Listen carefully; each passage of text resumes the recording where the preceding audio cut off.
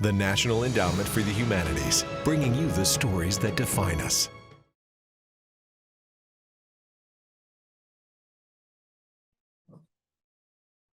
Okay, great. Awesome. Okay, so before I start the questions, Mr. Parra, can you go ahead and introduce yourself, your first and last name, and your age? Yes, my name is Jose Parra. I'm 75. Okay, awesome. And what year were you born, and where were you born? I was born on April the 15th, 1947. Your favorite day, okay? Income tax day. Yay! Ooh.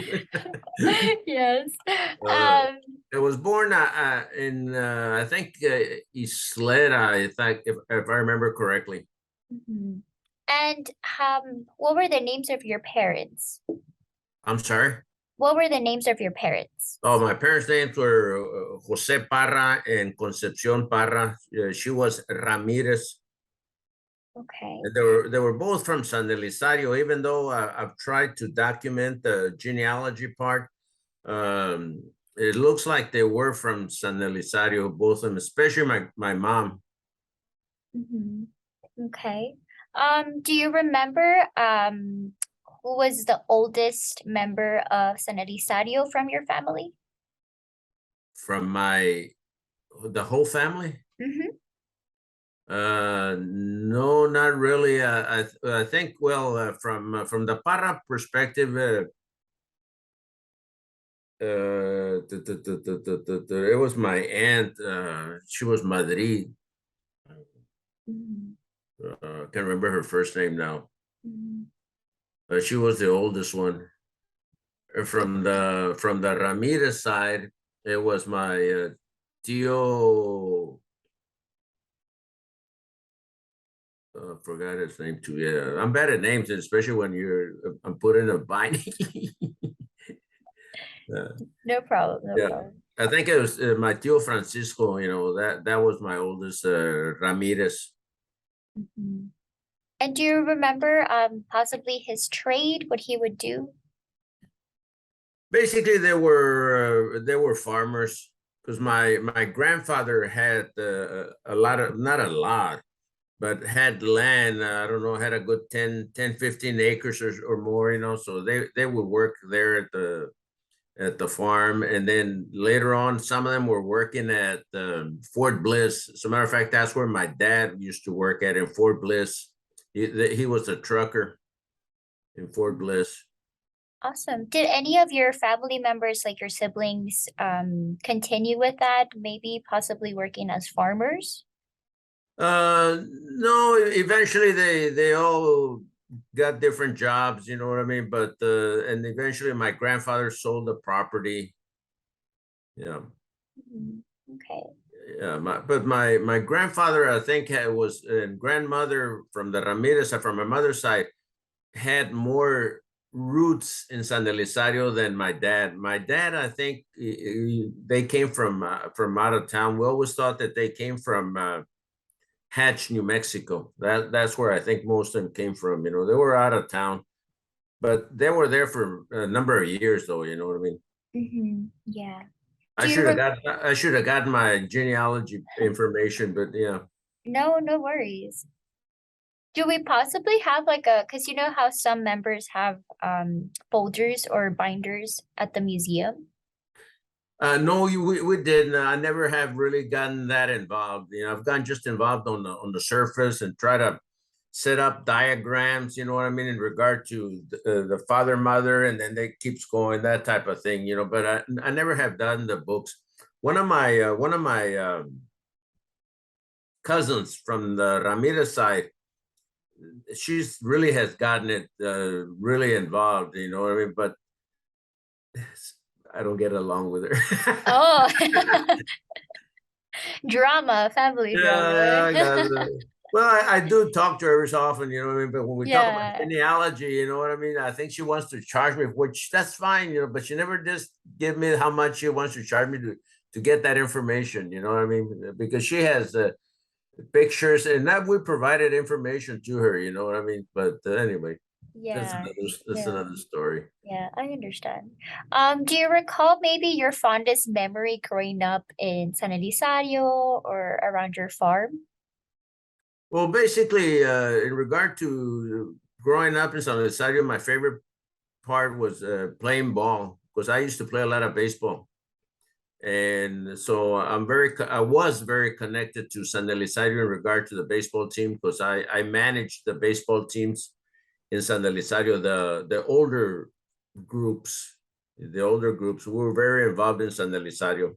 Mhm. Yeah, those were my best times playing ball in San Elizario. Mhm. Were you part of the elementary, the high school?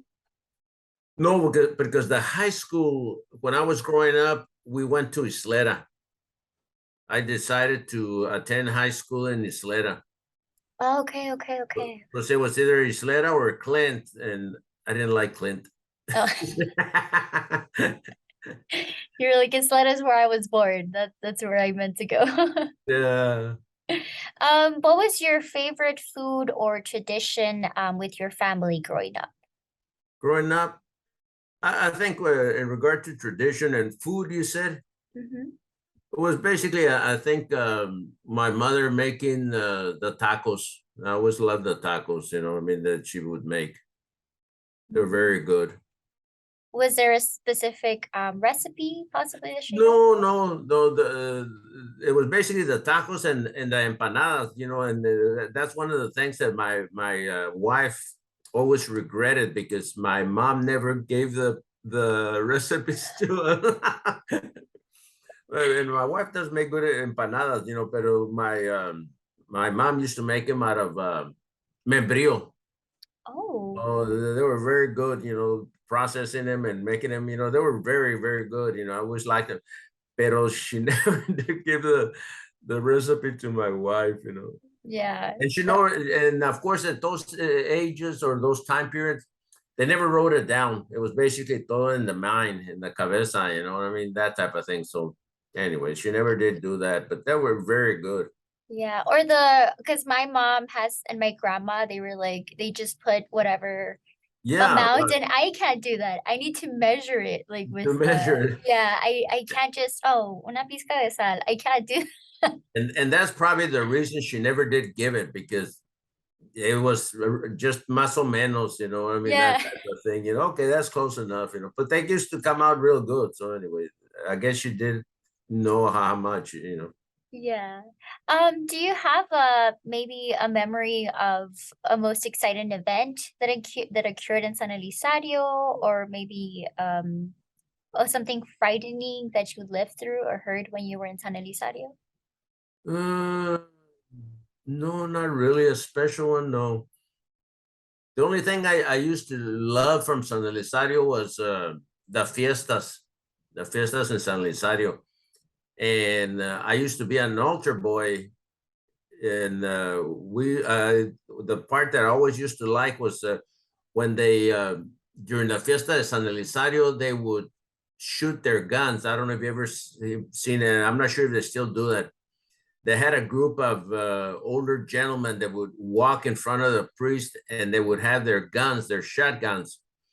And then all of a sudden, boom, boom, boom! My God, everybody got scared. But and I always wanted to be one of the ones that would be in that group with the guns, but it never happened, you know.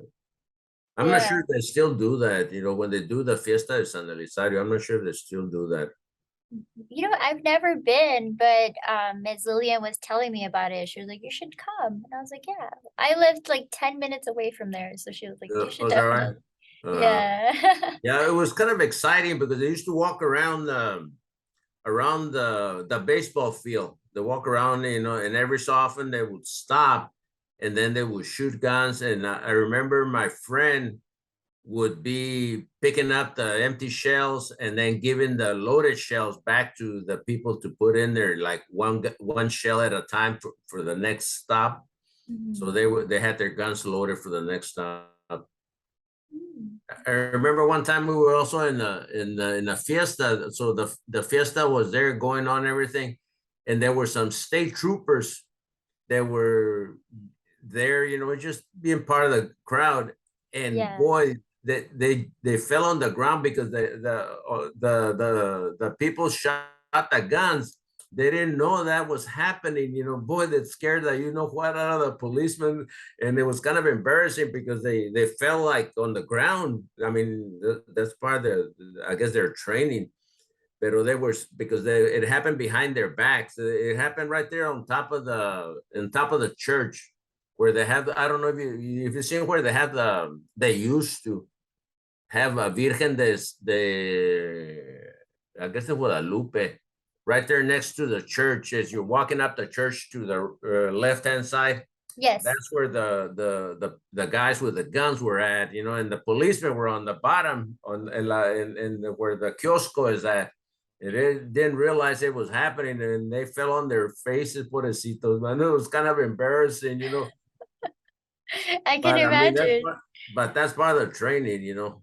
Yeah. Wow. That's insane. Have you, because I know you're in San Antonio right now, right? I'm sorry.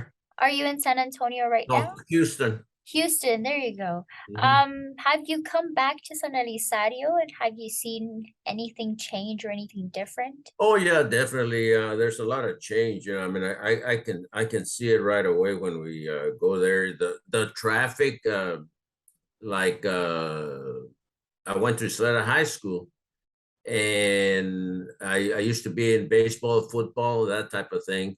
And if I missed the ride or I didn't have any money to get the bus because I take the regular transportation.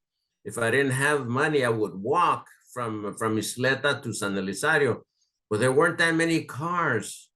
So most of the time you ask for a ride, people would stop and give you a ride. Nowadays, there's so many cars and then I think I would be afraid to get in somebody's car nowadays. In the old days, you just got in and that type of thing because you knew it was somebody from the lower valley. You knew it was more likely somebody from Socorro or especially from San Elizario. And you would get in their car, vámonos, you know, would go home, you know. But nowadays, I said, oh man, there were so many cars on the road, you know, there's too much traffic now. Yeah. Are there any improvements that you wish the city would do to San Elisario? It's hard to tell because I'm not that familiar with them, you know. Mm. I know one of the things that I've been every so often I talk to like Lillian or one of my cousins, and maybe better lighting, you know, lights in the corners or stuff like that. Maybe that would be a good thing to do. And I think they are doing it. I'm not sure, you know, I'm not familiar with the San Elizario government and the things that they're doing. Right. Is there an item or anything that was passed down to your through your family to you that you cherish?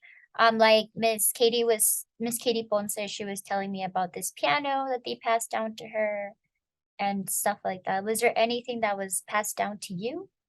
Well, the only thing that was passed down to us and was that my mother's house. It was very historic. It was passed on to my brother and I because there were three of us. One passed away, and there's only my brother and myself.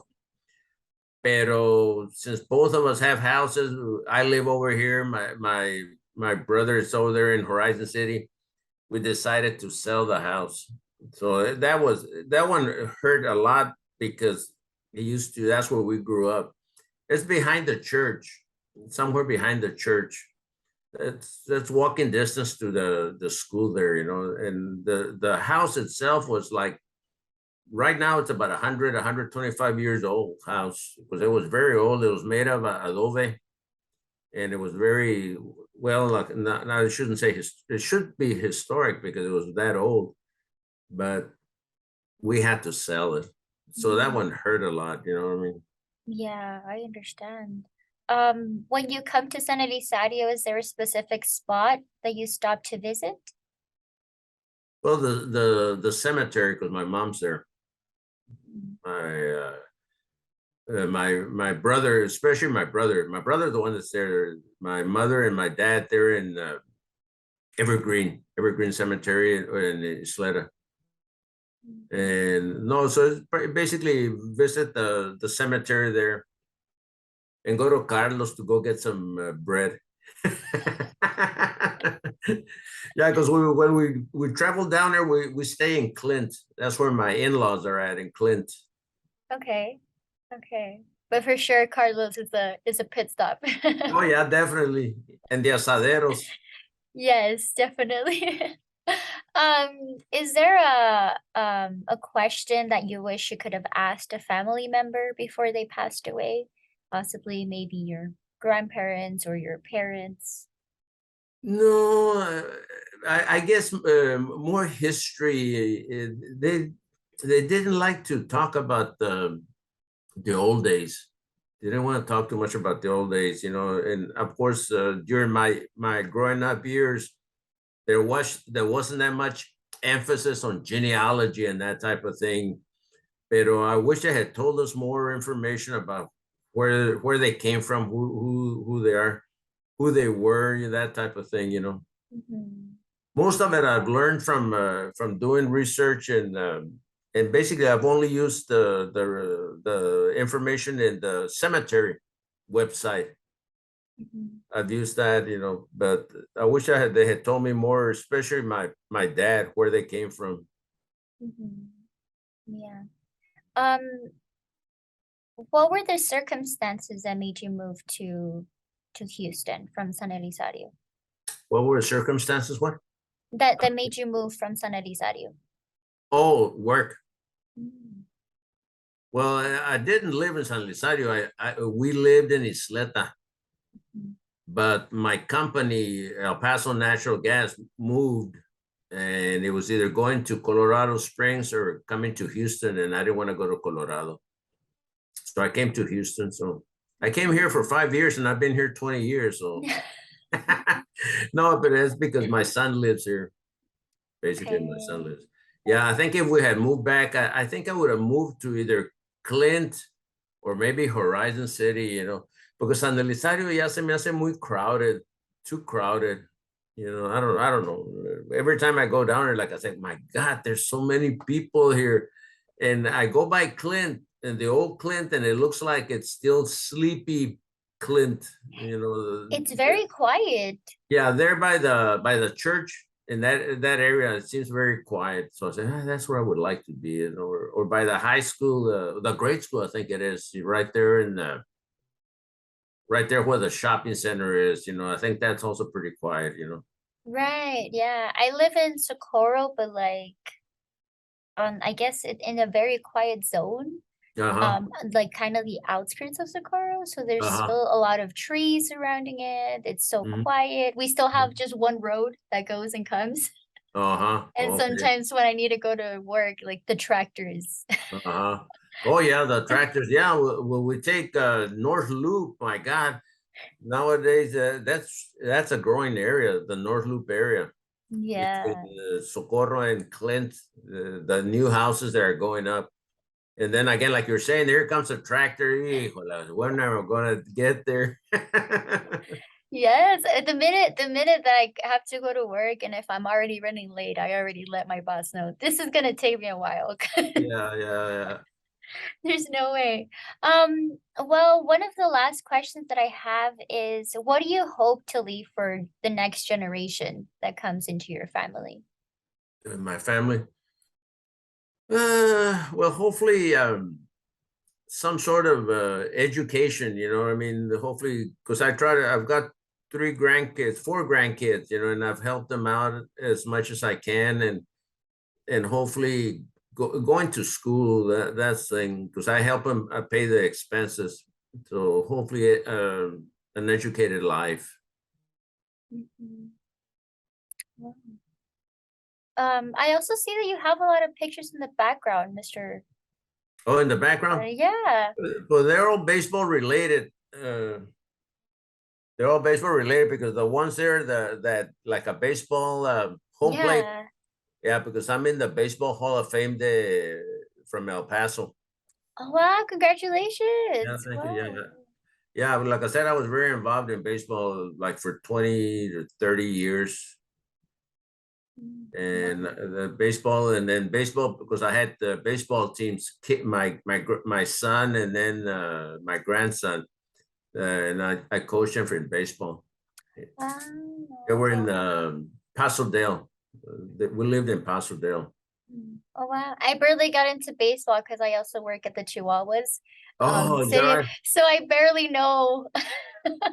Well, and I feel so bad because when we go there, it's either in March or December, and of course they're not playing.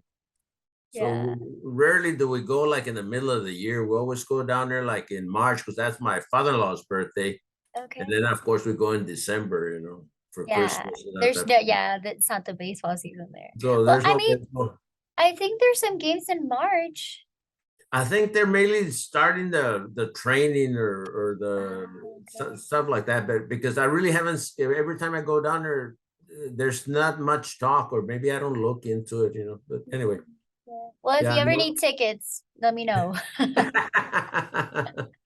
Free tickets and free food. Just let me know.